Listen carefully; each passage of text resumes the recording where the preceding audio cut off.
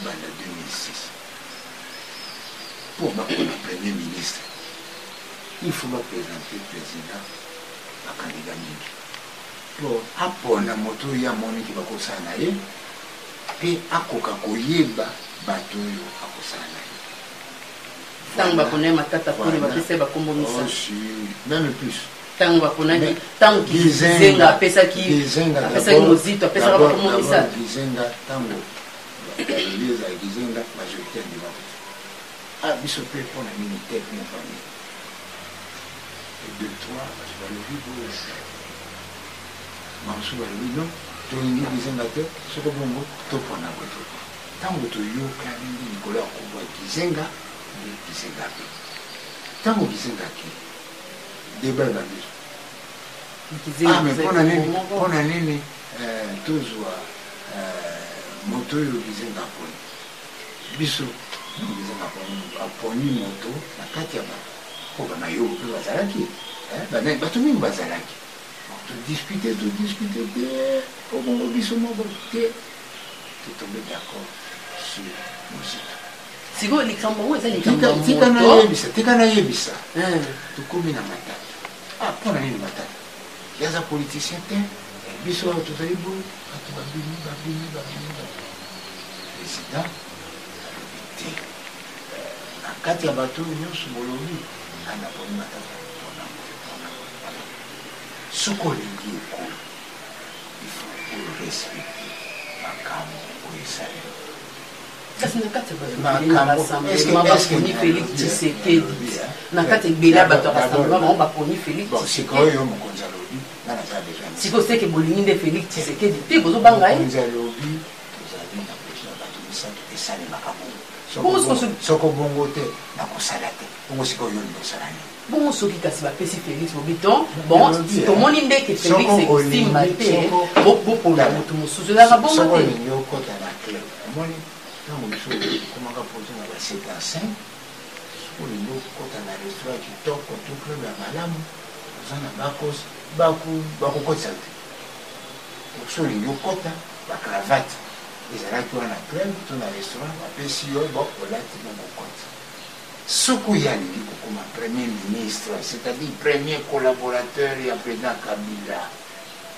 il faut alanda nzela mpo okoma wana mais nzela bandimaki mpe président de la république atikala eza compromis est-ce que ndeko atundu tolingi kosembola solo kasi yango mpe tolingi bandeko bayebaloba mpona nini lobana bongo ya mibale pokoki kozala premier ministre te bongo olobaki président place ne eza na boloko bolanda banini maloba oyo ndeko na biso Félix alobaki mpona président Kabila aza mopaya aza boye aza eza malamu te sokoli oui toza na raison mpona kobanga moto ebima na sommeil c'est normal soki likambo moto alingi te obanga toujours koloba na alingi te sina bakokanisa tolobi mpona yango ako aza na chance te naloba bongo po bapesaki nano biso ete moto lobi soki eza bongo aza na chance te ça c'est normal moto nyonso aza na droit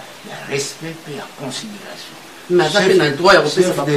chef de l'état okopesa yango na respect mpe na considération Kabila aza n'importe quel citoyen déjà ata n'importe quel citoyen soki ofingi ye akoomema na tribunal donc il faut tozala na respect soki alingaki vraiment okoma premier ministre asalisa mpe ebonge amisoki c'est-à-dire azala na humilité nécessaire likambo ya primature yango eza ya kosenga to eza ndenge bakomi biso batotopesi bongo mpo bainstitution nyonso ekomi légitime banda na chef de l'état ti na badepute kutu ya suka bango accord nde légitime ça veut dire que illégitime ça veut dire que constitution peut eza na tina te constitution eza na tina constitution nde moto ekomi puisque constitution alobi soko moto oyo baponi ozala député ozala sénateur ozala président ya république soko mokolo oyo mosala oyo esili moto mosusu azali te mpo aremplace kokenda te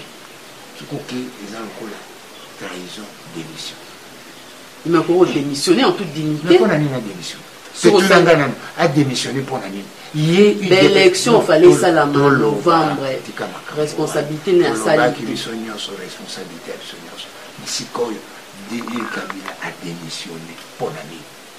Quoi ça sur légitimité? Azuko ça élection. C'est un moto sur le constitution, l'Union s'autonomie constitution. Ils ont la cité de l'Union africaine. Ils ont la Awa, la cité, la centre interdiocésaine. Ils ont Kolobani. Mibeko, nous sommes à la carte de la constitution. Et qu'on s'allume. Nous constitution. Soko Batoumi Balé Bazo Yokate.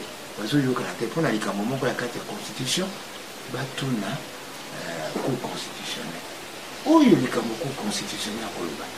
Il y a des salami bongo, la tournée, tout ça, il y a des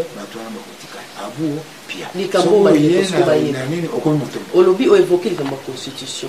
Parce que la constitution va commis, premier ministre a la majorité parlementaire. Si quoi majorité, la majorité est pour pouvoir gagner l'élection.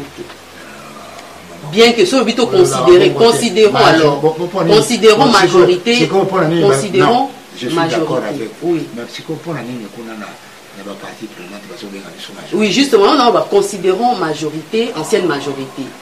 Si on le nini kasibino bondimi comme bolobi to tambola na respect la constitution, bondimi te opposition et zoanini. Oui, justement. Constitution, ils avaient une ligne boyokani. Ce qu'on va le que le Premier ministre a mis dans la carte, il y a majorité et une colonie. Ils ont la montée, battu la majorité, bandini. À cause de la carte de Bango, à cause de adopter moto. Ah, parce que moi, l'année de la femme, tu as la moto, c'est ça le sens. Yangoana, tu as adopté les bossos, opposition. Tu as adopté Mami Bali, rassemblement, que oui. Est-ce que bien mambo pesa qui te a quoi biso moko et boyokaniza consensus maman pour ça mota ko ça biso to na droit to ko mona pe to tika to lobby pour que to yokana balinga pe bazala à l'aise à tout biso to partager pouvoir to partager pouvoir mais soko to tika la primature et comme on a lokola bango ba ko la majorité. Si vous avez une primature, vous avez quoi que les vraiment gouvernement. Est-ce que ça a quitté pour ils ont été pour la raison. Bandeko ba question andi bazo tuna. Yango faut ya no la malamu bandeko ba yeba. Malamu oyo kakapenga te. Oyo kakapenga. Voilà la raison pourquoi tout ici d'abord opposition avec Badi Bamba. Ensuite rassemblement dans Motoyo. Quand tout soit condiment.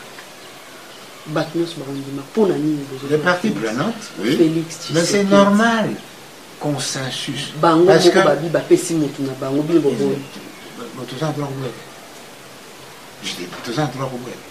mais non, vous se prononcez officiellement. Parce que Bango peut appeler ça officiellement. Jamais, tu vendis bouillir dans la négociation, tu que pour la mission premier ministre Félix, tu jamais. Mais lettre en avec le président. Parce que lettre on est adressée parce que lettre est placée outité. Lettre il fallait y akala. Aujourd'hui, il y a Koufa Bongo Pesa. Et comment qui est compliqué? Tout le monde ici, c'est normal. Est-ce que vous authentifialité pour lettre c'est que makamuni ni penza et salagi qui lobby signature en salama mais ils allaient rassemblement parce que rassemblement commis 20h pour un rassemblement bon encore il faut aussi qui dans les minutes le 31 décembre tout ça donc 20h même 22h mais bien nous sommes il y a toujours une raison. Il y a toujours une raison. Donc,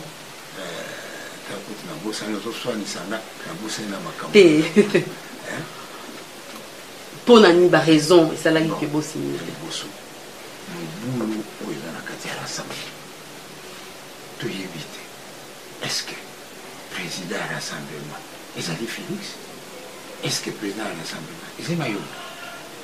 Est-ce que le président du comité de suivi, Ezali Lumbi? Est-ce que le président du comité de suivi, Ezali Nani Olengako? Et puis si mon or, principe de la mission de la quitte, pour tout cela, il faut ma cambonnion soit tout d'accord.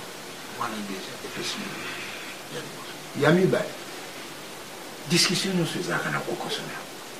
Au lieu que tout continue la discussion, ça fait déjà 10 jours. Secrétaire général, il y a eu des pèses. Abimi, en tant que menacé. Donc, total. Batoubakou Bima. Mon collègue, on a Batoubakou Bima.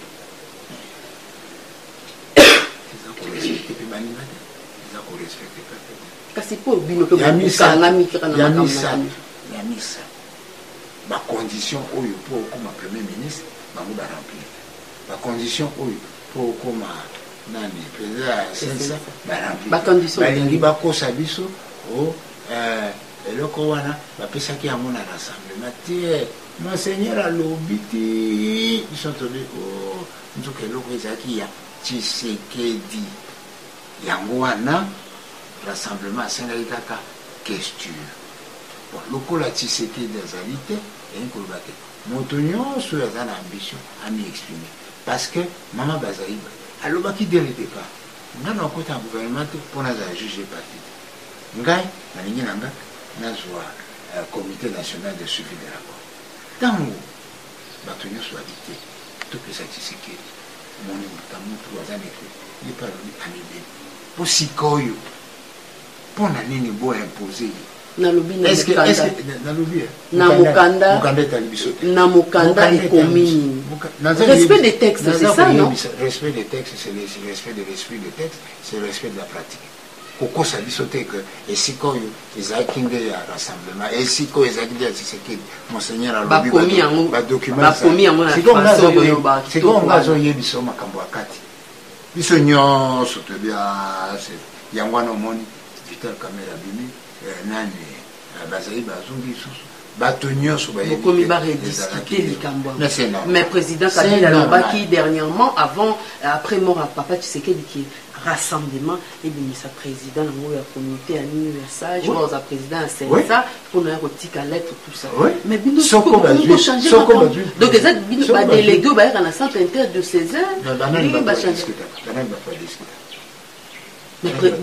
même à tata Tshisekedi bon la rappeler expliquer à président Kabila tango papa Tshisekedi azalaki so koko so ezali bato bani autorité morale akekuna oyo akoloba d'accord akekuna oyo akoloba d'accord sikoyo tufungoli maso ezana na kati na biso président atiki biso libéré tout ça na mote il faut tout tenir peu compte na bato toza kobanga Pierre Lumbi na poste wana sensa mama oyebi ke eza kosala na mpasi makambo ya Pierre Lumbi po azali ndeko toyebani na ye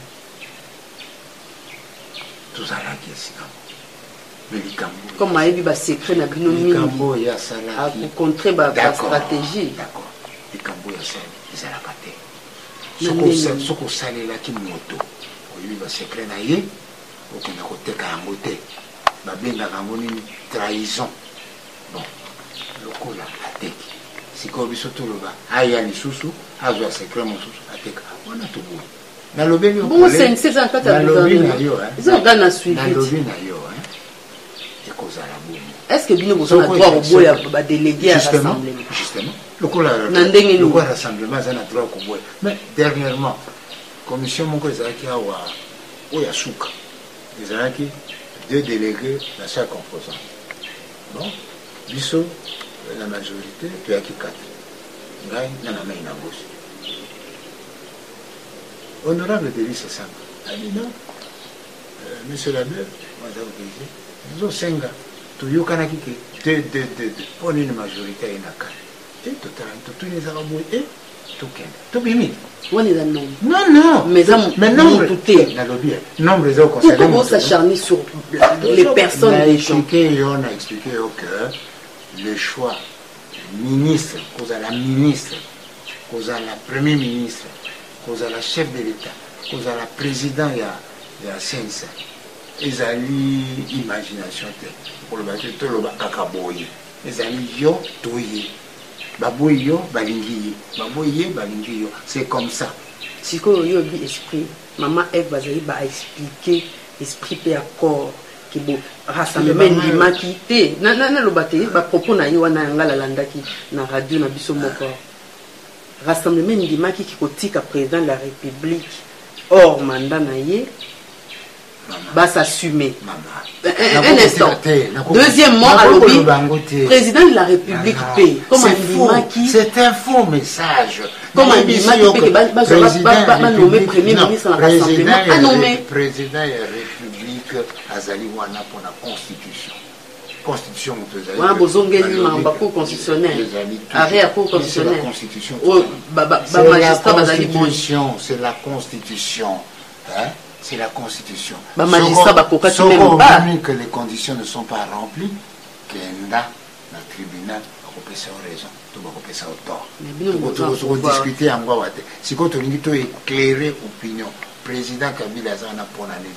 Ils avaient porté un accord il y a le 18 octobre, le président Kabila a dit les attaques accord le 31 ils allaient pour la constitution azali wana d'ailleurs il a convoqué ce qu'on va reconnaître qu'il est président mais ce qu'on va reconnaître parce qu'ils ont une ordonnance et amour donc ce qu'on va reconnaître qu'il est président mais si vous prenez la légitimité pour la ligne à convoquer le dialogue